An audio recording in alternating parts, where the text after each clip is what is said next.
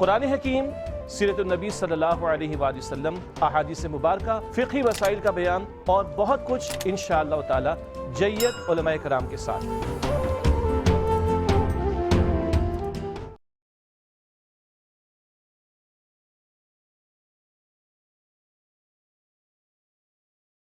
الحمدللہ رب العالمین، اللہم صلی علی سیدنا و مولانا محمد وعلی آل سیدنا و مولانا محمد وبارک وسلم۔ ناظرین محترم، السلام علیکم ورحمۃ اللہ وبرکاتہ۔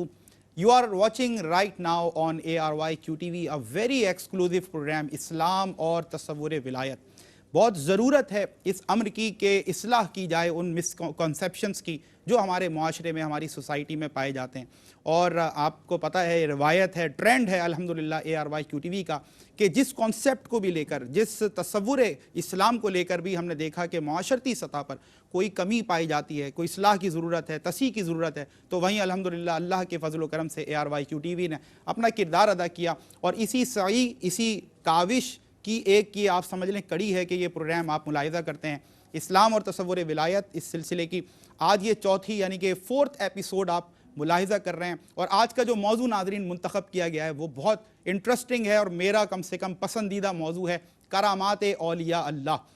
بہت سننے کی گفتگو ہونے والی ہے، کیونکہ عالم اسلام کی وہ ممتاز شخصیت جن سے ہمیشہ ہی میں بہت زیادہ انسپائر رہا ہوں، اور آپ کو جو بھی میں عرض کرتا ہوں اس حوالے سے وہ کوئی مبالغہ آرائی نہیں ہوتی، دل کی آواز ہوتی ہے، کیونکہ اللہ نے واقعی آپ پر یہ خاص کرم کیا ہے۔ کسی تعارف کے محتاج نہیں، آپ بے شمار پروگرامز میں ان کی گفتگو سے استفادہ کرتے ہیں۔ the one and only مفتی احسن نوید نیازی صاحب، السلام علیکم ورحمۃ اللہ۔ وعلیکم السلام ورحمۃ اللہ وبرکاتہ۔ سر آپ کا خیر مقدم بھی، اور مفتی صاحب آج بھی اتنا مزیدار موضوع ہے، مجھے امید ہے جو سیر حاصل گفتگو انشاءاللہ آج ہونے والی ہے وہ ہمارے ناظرین اور میں بھی انشاءاللہ یاد رکھوں گا۔ فارمیٹ آپ کو پتہ ہے بڑا یونیک اور منفرد ہے ہمارا۔ 3 مہمانان گرامی موجود ہوتے ہیں، سوالات کرتے ہیں، اور مفتی صاحب قرآن و حدیث کی روشنی میں جوابات دیتے ہیں اور ہماری تسلی اور تشفی فرماتے ہیں۔ جی آج بھی ہمارے ساتھ موجود ہیں محمد عقیل صدیقی۔ کیسے ہیں آپ؟ ٹھیک ہیں؟ السلام علیکم ورحمۃ اللہ۔ الحمدللہ، آپ کا خیر مقدم ہے، جزاک اللہ۔ آپ کے ساتھ تشریف فرما ہے محمد کفیل صدیقی، آپ کا بھی خیر مقدم ہے، جزاک اللہ۔ السلام علیکم ورحمۃ اللہ۔ وعلیکم السلام ورحمۃ اللہ وبرکاتہ۔ اور آپ کے ساتھ موجود ہے محمد عمران چوڑی صاحب، السلام علیکم ورحمۃ اللہ۔ وعلیکم السلام ورحمۃ اللہ وبرکاتہ۔ اور میں ان تینوں شخصیات کا شکریہ بھی ادا کرتا ہوں ابتدا میں، کیونکہ جو بھی ابھی تک سوالات اس پروگرام میں ان تینوں شخصیات کی طرف سے شامل کیے گئے الحمدللہ بہت اہم موضوعات ہیں، اہم سوالات ہیں، جن کا جواب قرآن و حدیث کی روشنی میں ملنا یہ سمجھ لیں بہت بڑی خدمت ہے ARYQTV کی طرف سے۔ اللہ تعالیٰ سب کو سلامت رکھے۔ وداؤٹ اینی فردر ڈیلے میں چاہتا ہوں کہ محمد عقیل صدیقی صاحب پہلا سوال آج کے پروگرام کا مفتی صاحب سے کریں۔ جی سر۔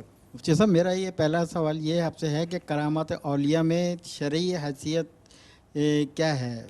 بسم اللہ الرحمن الرحیم، صلی اللہ علیہ حبیبی محمد وعلی آلہ وصحبہ بارک وسلم۔ دیکھیں، کرامت کہتے ہیں خرق عادت کو، وہ خرق عادت امر جو اللہ کے کسی ولی کے حق میں صادر ہو۔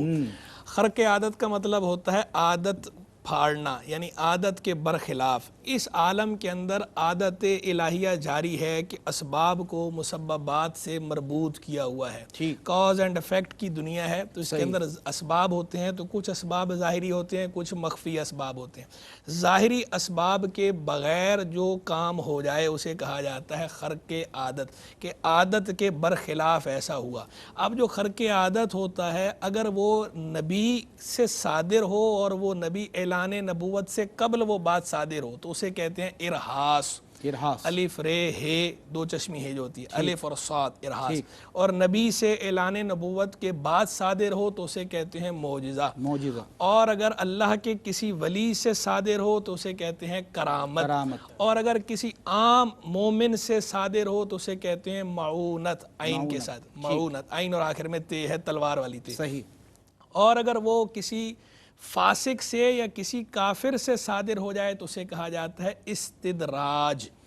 اور اگر اس کے خلاف ہو جائے تو اسے کہتے ہیں اہانت، یعنی کافر اور فاسق کے حق میں ہو تو استدراج ہے، اس کے خلاف ہو جائے تو اہانت ہے۔ یہ میں نے آپ کو بتا دی خرق عادت کی مختلف اقسام، کیٹیگریز بتا دیں کہ ہم اس طرح کیٹیگرائز کیا جاتا ہے کہ خرق عادت ارہاس بھی ہے، خرق عادت معجزہ بھی ہے، خرق عادت کرامت بھی ہے، خرق عادت معونت بھی ہے، خرق عادت استدراج بھی ہے۔ اور خرق عادت اہانت بھی ہے، یعنی 6 طرح کی چیزیں خرق ایسے آپ نے بتایا ماشاءاللہ یاد ہو گیا الحمدللہ۔ تو اب یہ جو کرامت ہے اولیاء کرام کے حق میں جو صادر ہوتی ہے، یہ کرامات کا صدور یہ بھی ثابت ہے، عقلاً بھی ممکن ہے اور شرعاً بھی ثابت بھی ہے، واقع بھی ہے، ہوا ہے۔ اور دیکھیں جو کتابیں لکھی جاتی ہیں عقائد پر، فقہ کے بارے میں کتابیں لکھی جاتی ہیں کتب فقیہ، تو جو عقائد کا علم ہے اس کو کہا جاتا ہے علم الکلام ہماری اصطلاح کے اندر۔ تو وہ جو کتابیں لکھی جاتی ہیں ان کتابوں کو کہتے ہیں کتب کلامیہ۔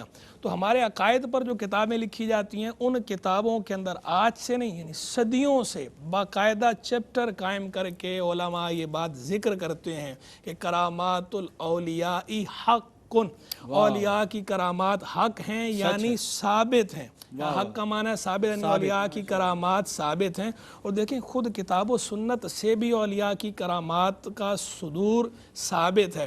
آپ دیکھیں قرآن مجید فرقان حمید میں جہاں حضرت بی بی مریم رضی اللہ تعالی عنہا کا ذکر موجود ہے کہ حضرت زکریا علیہ نبینا علیہ السلام جب ان کے پاس دیکھتے تھے بے موسم کے پھل اور پھر وہ پوچھتے تھے کہاں سے ہے، تو وہ حضرت مریم رضی اللہ تعالی عنہا نبیہ نہیں ہے، رسول نہیں ہے۔ نبی اور رسول انسانوں میں مرد ہوتے ہیں، وہ ولیہ تھیں اللہ کی، تو اب ان کے پاس بے موسم کے پھل ہونا یہ کرامت ہے۔ اصحاب کہف کے بارے میں جو واقعہ قرآن میں مذکور ہے، اور اصحاب کہف نبی نہیں تھے، کوئی نبی نہیں تھا ان میں، یہ بھی کرامت ہے۔ اسی طرح جو حضرت آصف بن برخیہ کا واقعہ ہے رضی اللہ تعالیٰ، حضرت سلیمان علیہ نبینا علیہ السلام کے درباری جو تھے، حواری تھے، ان کے صحابی، وہ جو تخت ملکہ بلقیس کا تخت لے آئے تھے، ملکہ بلقیس کا، اس تخت کا لے کر آنا یہ بھی کرامت ہے۔ تو کرامات ثابت ہیں، کتاب و سنت سے ان کا وجود ثابت ہے، اور صحابہ اکرام مردوان سے بھی کرامات ثابت ہیں، باقاعدہ اس پہ بھی کتابیں لکھی گئی ہیں۔ علامہ عبد المصطفیٰ ادری رحمہ اللہ کی کتاب ہے کرامات صحابہ۔ لیکن یہاں یہ ملحوظ رہے کہ ایک ہے کرامات کا ثابت ہونا، اور ایک یہ ہے کہ ہم خود سے کسی چیز کو ازیوم کر لیں کرامت کے طور پہ، یہ الگ بات ہے۔ کئی چیزیں ایسی ہیں کہ ان کا کرامت سے تعلق نہیں ہوتا، لوگ خود ہی ازیوم کر لیتے ہیں اور اسے کرامت بنا دیتے ہیں، یہ بھی ٹھیک نہیں ہے۔ جو حقیقی کرامات ہیں ان کو مانا جائے، اور ان کرامات کو بھی پرکھا جائے گا کتاب و سنت کی میزان کتنی پر۔ اوتھینٹک ہے۔ ہاں، اگر کتاب و سنت کے مخالفت کا کوئی پہلو ہو تو پھر وہ کرامت نہیں ہے، پھر ہم اسے تسلیم نہیں کریں گے۔ کتاب و سنت کے موافق ہوں گی تو ہی کرامت ہوں گی، اور ان کی اوتھینٹسٹی ملحوظ رکھنا بھی ضروری ہے۔ ماشاءاللہ، اولیاء کی کرامات آج کا موضوع ہے، اور اب دیکھیں گے محمد کفیل صدیقی آج کیا سوال شامل کر رہے ہیں، کیا فرمائیے؟ مفتی صاحب، میرا سوال یہ ہے کہ فی زمانہ بعض لوگوں کے معاملات یہ ہوتے ہیں کہ کسی حضرت صاحب کے پاس حاضر ہوں یا پیر و زام کے پاس، تو وہ کہتے ہیں کہ آپ اپنی کوئی کرامات ظاہر کریں، ان کی خواہش ہوتی ہے وہ اپنے تقاضے یا اس طرح، تو آپ اس بارے میں کیا کہتے ہیں؟ دیکھیں، اس طرح کے تقاضے کرنا غلط فہمی ہے، یہ مسکنسیپشن ہے کہ لوگ یہ سمجھتے ہیں کہ شاید ولی کے لیے جو ظاہری کرامت ہے اس کا ہونا ضروری ہے، تو اس لیے وہ ایسے مطالبے کرتے ہیں۔ کرامت ہوتی ہے 2 طرح کی، ایک ہوتی ہے کرامت حسی، یہ جنہیں کرامت ہمارے عرف عام میں کہا جاتا ہے، جس کی ہم بات کر رہے ہیں۔ ایک ہوتی ہے کرامت معنوی۔ کرامت معنویہ کیا ہے؟ یہ کہ شریعت پر عمل کرنے میں استقامت ہونا، اتباع سنت میں استقامت کا حاصل ہونا، یہ بھی بہت بڑی کرامت ہے۔ یہ کرامت معنویہ ہے۔ یہ وہ کرامت ہے جس کے لیے کہا ہے الاستقامہ فوق الکرامہ، کہ استقامت کرامت سے بڑھ کر ہے، یعنی معنوی کرامت حسی کرامت سے بڑھ کر ہے۔ تو ولی کے لیے کرامت حسیہ کا ہونا ضروری نہیں، ہو سکتی ہے اور ہوئی بھی ہے، لیکن ہر ولی کو کرامت حسی حاصل ہو یہ ضروری نہیں، کرامت معنویہ حاصل ہوگی، یعنی وہ شریعت کی اتباع کرے گا، سنت کی اتباع کرے گا، اور اس میں اسے استقامت حاصل ہوگی۔ یہ دیکھنا چاہیے کسی سے بھی جب تعلق قائم کریں کہ کسی سے بیعت آپ نے کرنی ہے، تو آپ یہ دیکھیں اس کے پاس شریعت کا علم کتنا ہے، پھر اس کا اس شریعت پہ عمل کتنا ہے، تقوی پرہیزگاری اس کے اندر کتنا ہے۔ یہ کرامت معنویہ ہے، یہ اصلی کرامت ہے جو اس پہ غالب ہے، اور اس کرامت معنویہ میں استدراج کو دخل نہیں۔ کرامت حسیہ میں ہو سکتا ہے کہ وہ استدراج ہو، ہمیں یہ لگ رہا ہے کہ نیک آدمی حقیقت میں نیک نہ ہو، لیکن جو آدمی شریعت پر مستقل عمل کر رہا ہو، کتاب و سنت کا عالم ہو، تو اس میں استدراج کا پہلو نہیں ہے، یہ تو بالکل ظاہر ہے۔ اور یہ گفتگو باقاعدہ ابن عربی جو خود صوفیاء کے سردار ہیں، شیخ اکبر ابن عربی، شیخ اکبر ان کا لقب ہے، انہوں نے خود کرامت کو ایک کلاسیفائی کیا ہے ہے کرامت حسیہ کرامت مانویہ کہہ کر، اور بتایا ہے کرامت حسیہ کے اندر استدراج ہو سکتا ہے، وہ معیار نہیں، کرامت مانویہ میں استدراج نہیں، معیار یہ ہے حق ہونے کا کرامت مانویہ۔ تو اس لیے اس طرح کے مطالبے نہیں کرنے چاہیے، اور یہ مطالبے تو انبیاء کرام علیہ السلام سے جب لوگوں نے کیے تو اسے بھی قرآن نے اس انداز پہ بیان کیا کہ اسے پسند نہیں کیا گیا، کہ جب بار بار وہ معجزات کا مطالبہ کرتے تھے تو ہر بندے کا مطالبہ پورا نہیں کیا گیا۔ معجزات انبیاء کرام علیہ السلام نے دکھائے ہیں اللہ کے اذن سے، لیکن ہر بندے کو نہیں دکھایا، ہر بندے کے مطالبے کو پورا نہیں کیا، یعنی یہ کوئی کھیل نہیں ہے، وہ معجزہ اللہ کے اذن سے صادر ہوتا ہے، اللہ کا نبی اس کے حق میں صادر ہوتا ہے، اللہ کا نبی وہ جب دکھاتا ہے معجزہ اللہ کی دی ہوئی طاقت سے تو وہ معجزہ ہوتا ہے مقرون بدعوی نبوت کے دعوے کے ساتھ ملا ہوتا ہے، وہ دلیل کے طور پر پیش کر رہا ہوتا ہے کہ تم ایسا کوئی کر سکتا ہے، نبی کے سوا کوئی نہیں کر سکتا۔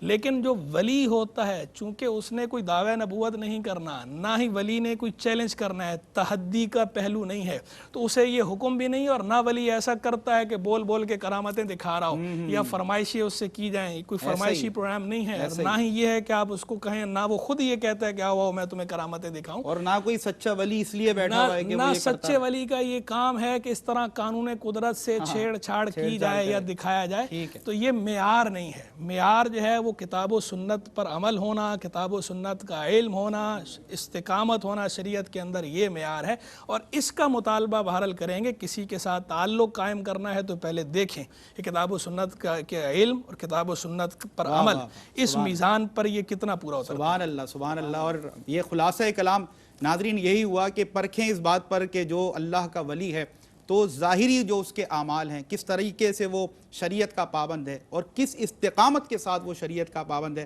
مفتی صاحب فرما رہے تھے اس سے بڑی کوئی کرامت نہیں، اور یہی وہ چیز ہے کہ جو لوگوں کو پھر اللہ کے دوستوں کے پاس، اللہ کے اولیاء کے پاس لے جاتی ہے، اور پھر وہ محسوس کرتے ہیں کہ وہ ایک ایسی صحبت میں ہیں کہ جہاں ان کے دل کا بھی تزکیہ کیا جا رہا ہے، ان کے نفس کا بھی تزکیہ کیا جا رہا ہے، اور پھر انشاءاللہ ان کی تعلیمات پر عمل پیرا ہوتے ہیں، وہ اپنی اخروی زندگی کو سنوارتے ہیں۔ آخر میں چاہتا ہوں کہ محمد عمران صاحب آپ بھی جو ہے نا وہ سوال کریں آج کے حوالے سے۔ مفتی صاحب میرا سوال یہ ہے کہ بعض لوگ اولیاء کرام کی تعلیمات سے زیادہ ان کے کرامات کا چرچا کرتے ہیں، تو کیا یہ درست ہے؟ بہت اہم بات، گڈ کوسچن۔ یہ اس رویے کو ہم اچھا نہیں سمجھتے۔ دیکھیں اولیاء کرام کی تعلیمات کا پرچار زیادہ کرنا چاہیے، اس کا چرچا زیادہ کرنا چاہیے۔ کرامات حسب ضرورت اگر کہیں بیان کر دی جائیں، پڑھ لی جائیں، سن لی جائیں تو حرج نہیں، لیکن کرامت پر فوکس کر لینا اور تعلیمات کو پسے پش ڈال دینا یہ بالکل غلط بات ہے۔ اولیاء کی خدمت کے ساتھ بھی خیانت۔ بالکل، اولیاء کرام رحمہم اللہ جو ہیں، جو اللہ کے ولی ہیں، ان سے ہم محبت اسی لیے کرتے ہیں نا کہ وہ اللہ کے پیارے ہیں، ان سے ہم محبت اسی لیے کرتے ہیں نا کہ وہ کتاب و سنت کا علم رکھتے ہیں، ان سے محبت ہم اسی لیے کرتے ہیں کہ وہ کتاب و سنت پر عمل کرتے ہیں، ان سے محبت ہم اسی لیے کرتے ہیں کہ وہ تقوی پرہیزگاری والے ہیں۔ تو اس کا تقاضا یہ ہے کہ ان کی ان تعلیمات کو فروغ دیا جائے کہ جس میں کتاب و سنت سے لوگوں کا تعلق مضبوط ہو، اس میں لوگوں کا تعلق اللہ کے ساتھ مضبوط ہو، قرب خدا حاصل ہو، ان کی تعلیمات کے ذریعے یہ چیزیں حاصل ہوں گی۔ تو اس لیے ہماری کوشش یہ ہوتی ہے الحمدللہ ARY-Q TV پہ اب دیکھیں ہمارے جو پروگرامز ہوتے ہیں اس کے اندر فوکس کس پر ہوتا ہے؟ کرامات کی بجائے تعلیمات پر ہوتا ہے، یعنی جو کرامت حسی ہے اس پر فوکس نہیں کرتے، جو کرامت مانویہ ہے اس پر ہم فوکس کرتے ہیں کہ اسی میں امت کا فائدہ ہے، خلق خدا کا فائدہ ہے۔ ویسے بھی دیکھیں کرامت ہوتی ہے عارضی طور پر، اس کا فائدہ ہوتا ہے وقتی، وہ جس وقت ظاہر ہوتی ہے۔ تعلیم دیر پا ہوتی ہے، تعلیم مؤثر ہوتی ہے، تعلیم موسٹ انفلوئنس اس کا ہے، اس تعلیم کا، تو ہم نے تعلیم کو فوکس کرنا ہے۔ پھر کرامات کے اندر ایک معاملہ یہ بھی ہے کہ لوگوں نے کرامات کے نام پر بہت ساری جھوٹی باتیں بھی منسوب کر دی ہیں اولیاء کرام کی طرف، اور لوگوں نے کتابوں میں بھی لکھ دی ہیں۔ اور میں نے اس دن بھی عرض کیا تھا کہ جو کتابیں ہیں ان کتابوں کا معیار اس طرح کا نہیں ہوتا جیسا حدیث کی کتابوں کا ہوتا ہے۔ تو کتب تذکرہ میں لوگ بعض اوقات سنا کے کوئی بات ایسی لکھ دیتے ہیں جو کچی ہوتی ہے، جو سطحی ہوتی ہے، جو درست نہیں ہوتی، جو جھوٹی ہوتی ہے یا کتاب و سنت کے خلاف ہوتی ہے، تو وہ چیزیں کرامت کے نام پر انہیں فروغ نہیں دینا چاہیے۔ کرامت جو حقیقت پہلے دیکھیں کرامت ثابت بھی ہے کہ نہیں ان سے، اور اس کی اوتھینٹسٹی، اس کی یا صرف لکھ دی گئی ہے؟ کریڈیبلٹی پہلے ان سے ثابت ہونا بھی ضروری ہے، پتہ چلے کہ ثابت ہو، پھر یہ کہ اس کے بیان کرنے میں کوئی فائدہ بھی ہو، کوئی فائدہ حاصل ہو رہا ہو دین کا تو ٹھیک ہے آپ کوئی بیان اچھی بات کیجئے، آپ سمجھا رہے ہیں، لیکن اگر اس کرامت کے بیان سے بجائے دین کا فائدہ حاصل ہونے کے الٹا لوگ اس کا مذاق اڑانا شروع کر دیں، اس پہ میمز بننی شروع ہو جائیں،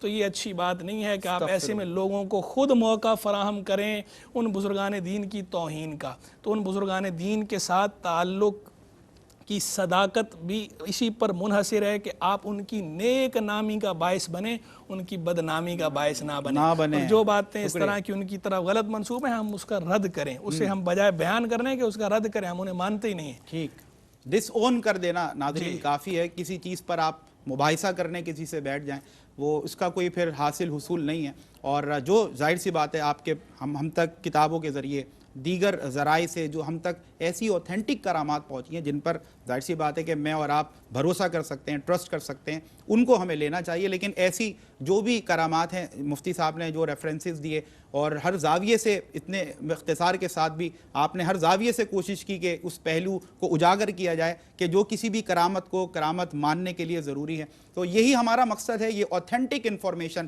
یہ اسلامک ٹیچنگز آپ تک پہنچانا، reference based Islamic teaching with the Quran and Sunnah reference اور in the light of Quran and Sunnah. الحمدللہ this is the trend that has been set by ARYQ TV، اور یہ کاوش ہے ہماری، انشاءاللہ یہ خدمات جاری و ساری رہیں گی اللہ کے فضل و کرم سے۔ اللہ رب العزت ہمیں عمل کی توفیق دے، اور اولیاء اللہ جو تعلیمات ہمارے لیے اتباع کے لیے چھوڑ کر گئے ہیں ان پر عمل پیرا ہوتے ہوئے ہمیں اپنی آخرت کی زندگی سنوارنے کی توفیق عطا فرمائے۔ مفتی صاحب بہت شکریہ، جزاک اللہ، آج بھی بہت ہی سیر حاصل گفتگو، اللہ آپ کا سایہ ہم پر سلامت رکھے، عافیت دارین آپ کو نصیب فرمائے۔ تینوں مہمانان گرامی آپ کا بہت شکریہ ادا کرتا ہوں، آج بھی بڑے زبردست سوالات شامل کیے اور بہت سیکھا ہوگا ہم نے۔